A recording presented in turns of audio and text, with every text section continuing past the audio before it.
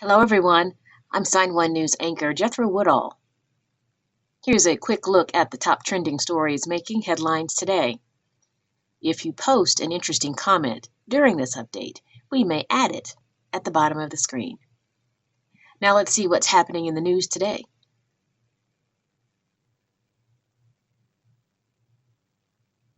We have an update to the situation unfolding at Atlanta Area School for the Deaf. Student leaders are protesting the hiring of a new superintendent who is hearing, and they also want to divest from the control of the Georgia Department of Education.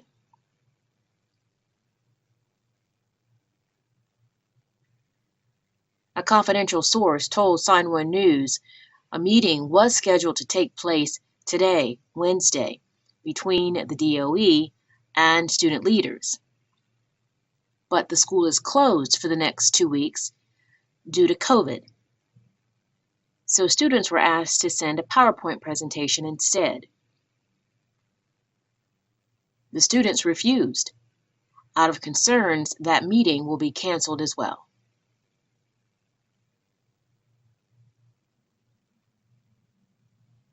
Another source tells Sign1News the students were threatened with 0 grades if they continued the protest.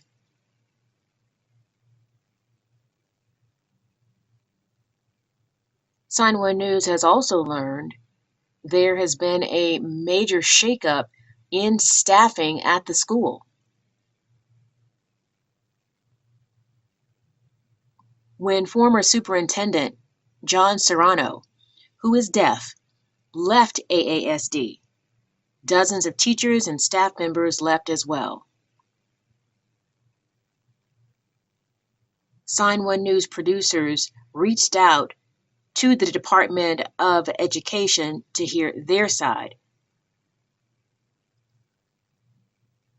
We received a response today from Megan Frick, Director of Communications, who says the director of the state schools divisions, Dr. Kenny Moore, will be meeting with students to discuss their concerns,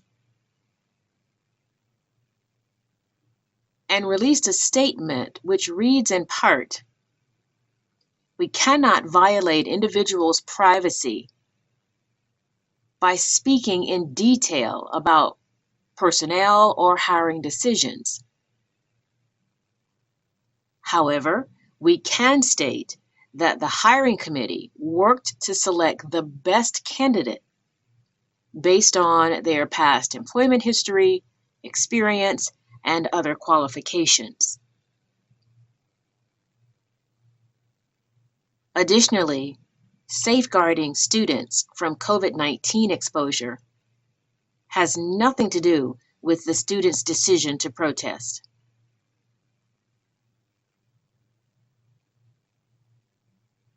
The Georgia Department of Education stands opposed to autism and other forms of prejudice. And the Atlanta Area School for the Deaf has had both hearing and deaf hard of hearing superintendents in the past. Students participating in a peaceful protest has provided school officials an opportunity to teach students that peaceful protest is an important part of our nation's civic history.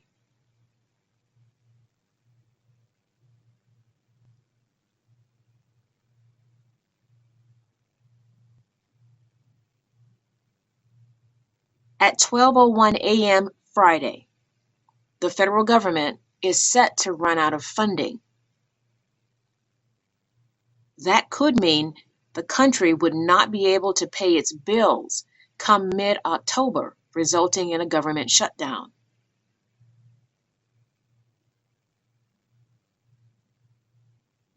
So far, Democrats and Republicans have been split on the best way to proceed. But a source who attended a Democratic caucus meeting says a vote could happen as soon as today that would fund the government through December 3rd.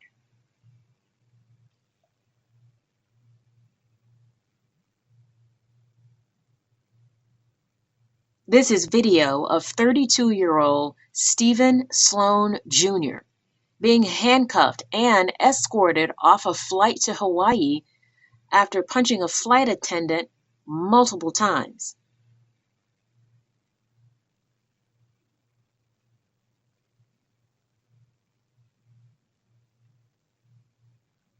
Hawaiian air officials say the assault was not triggered by non-compliance with mask-wearing policies. But the assault did happen on the same day aviation industry leaders went before Congress to testify about an alarming surge nationally in unruly airline passengers, with nearly 4,300 incidents and 750 investigations this year alone.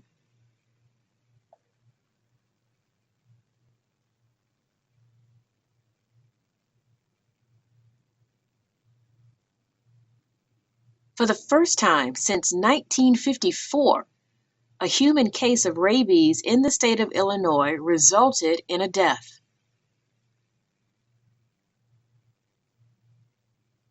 Wildlife officials say a bat colony was living in 87-year-old Thomas Crabbe's attic.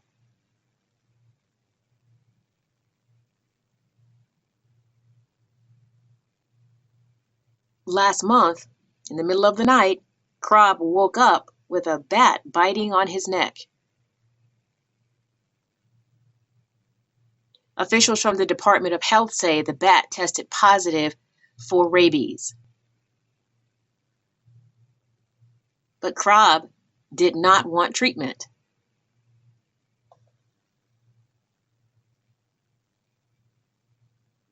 A month later, he started having neck pain, headaches, numbness in his fingers, difficulty controlling his arms, trouble speaking, and died this week.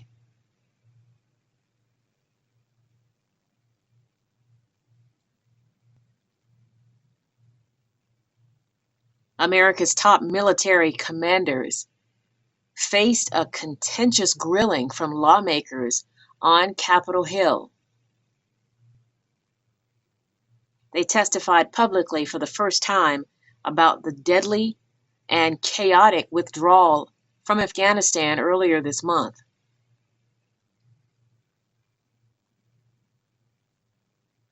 Secretary of Defense Lloyd Austin defended the exit, testifying the U.S. did not believe Afghanistan would fall the way that it did in a matter of days.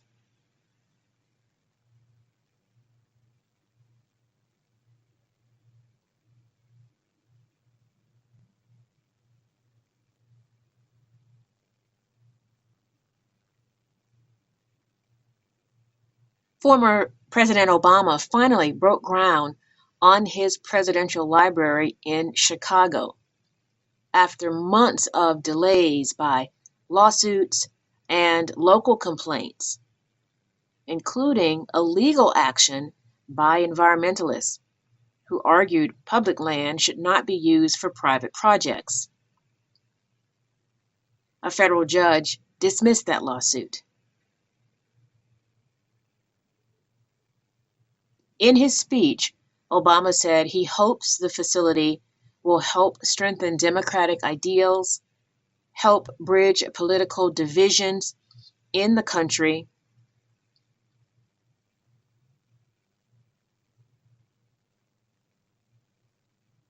and he went down memory lane, recalling how his political career got a kickstart in the Windy City.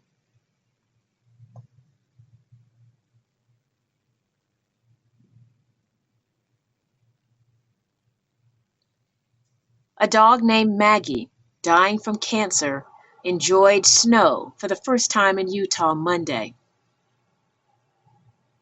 Maggie's owner contacted the staff at the Salt Lake County Ice Center. They gathered ice shavings in bins and buckets and place the ice in Maggie's backyard for her and her family to enjoy.